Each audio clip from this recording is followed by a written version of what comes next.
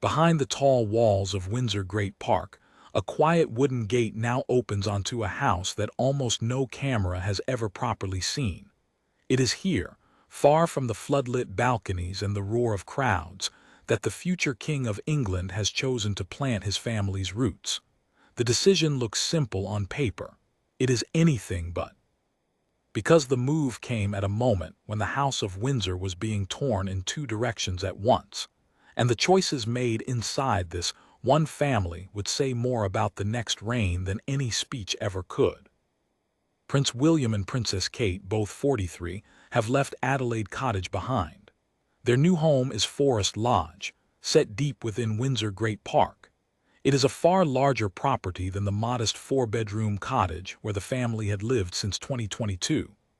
The new house has 8 bedrooms and 6 bathrooms, along with a tennis court, a large pond, and a sunken fence built to give the family genuine privacy.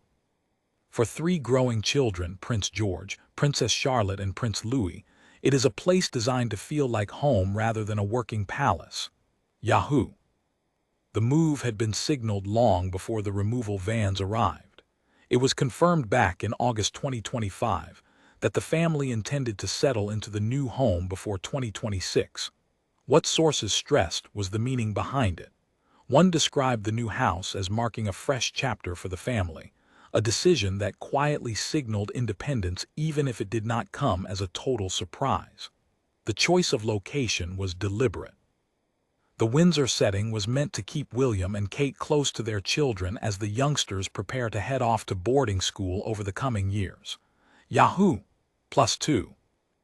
There is also a harder edge to the story, one rooted in how this couple now guards its private life. People close to them have said the pair are firm about their boundaries and are determined to protect both their mental health and their family time. The grandeur of Forest Lodge, then, is not really about luxury. It is about control over who comes in, who stays out, and how a future king and queen raise their children without the constant glare that has shadowed earlier generations. Yahoo! But a home is never just a home when you are second in line to the throne. The walls that promised privacy were rising at the very moment another Windsor was being forced to give his own home up. And the contrast between those two men, one moving in, one being moved out, would become the real story the public could not stop talking about. To understand why this particular move carried such weight, the timing has to be set against a storm gathering elsewhere on the very same royal estate.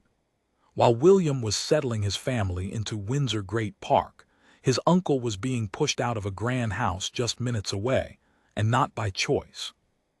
Andrew, who has now been stripped of his royal titles and is known as Andrew Mountbatten Windsor, had spent years living at Royal Lodge, a sprawling residence also within the Windsor area. A statement from Buckingham Palace confirmed that formal notice had been served for him to surrender the lease and move to alternative private accommodation. The lease had, until then, given him a degree of legal protection to remain in place. That protection was now gone. Yahoo! The exit was not a gentle one. After being removed from Royal Lodge, he was relocated to Wood Farm on the Sandringham estate, where he had been staying temporarily. Reports painted a picture of a man who did not want to leave and had little say in the matter. The symbolism was impossible to miss. As one Windsor household quietly expanded into a bright new chapter, another was being dismantled and moved into the shadows. GB News. The reason behind the pressure on Andrew was no ordinary family disagreement. He was taken into custody in February 2026, facing allegations of misconduct in public office connected to his time as a British trade envoy.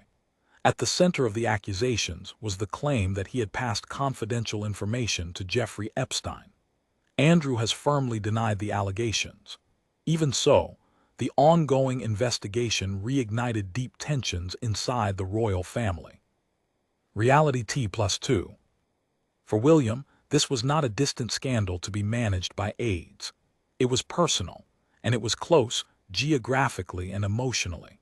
For years, the younger royal had reportedly watched with growing frustration as his uncle clung to a place in royal life.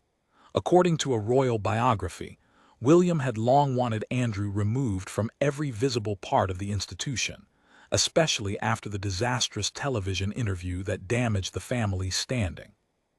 A source quoted in that account suggested William had wanted his uncle gone before the damage spread further. So when the future king moved his wife and 3 children into a new family home, he was not simply changing addresses.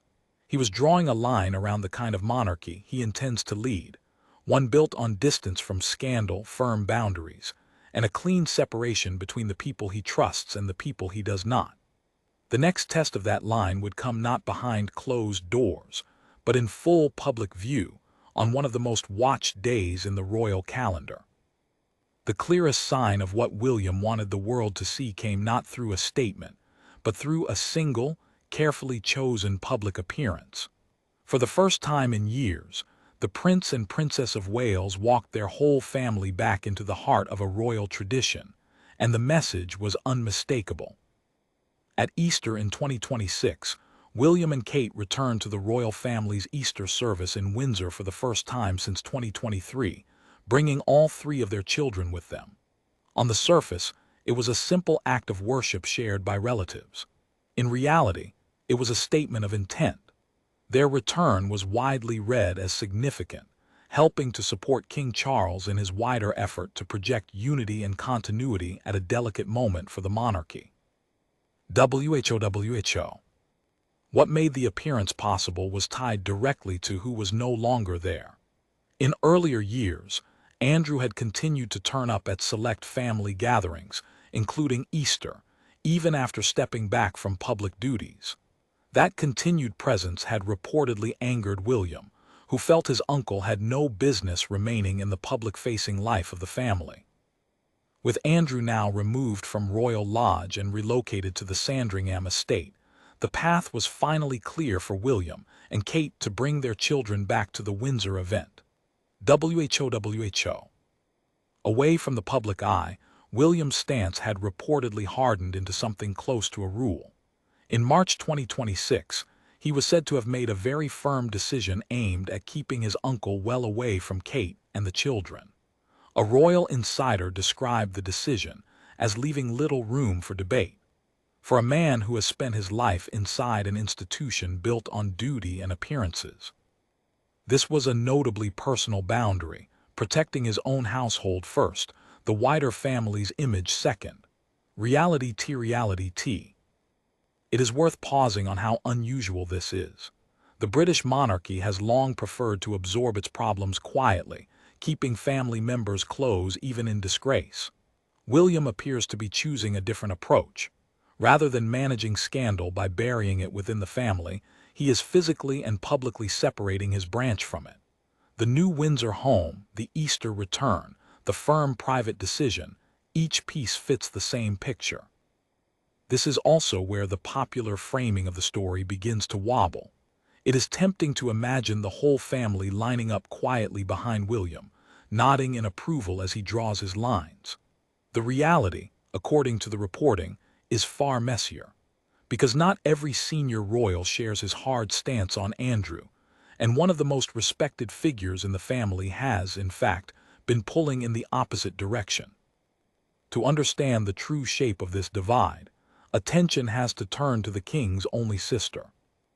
The figure many assume would stand firmly beside the future king is Princess Anne, the family's most relentless worker, and, in the public imagination, its steady moral compass. Yet a closer look at the reporting tells a more complicated story, and it does not point neatly toward quiet approval of William's choices. Anne's reputation for duty is beyond question.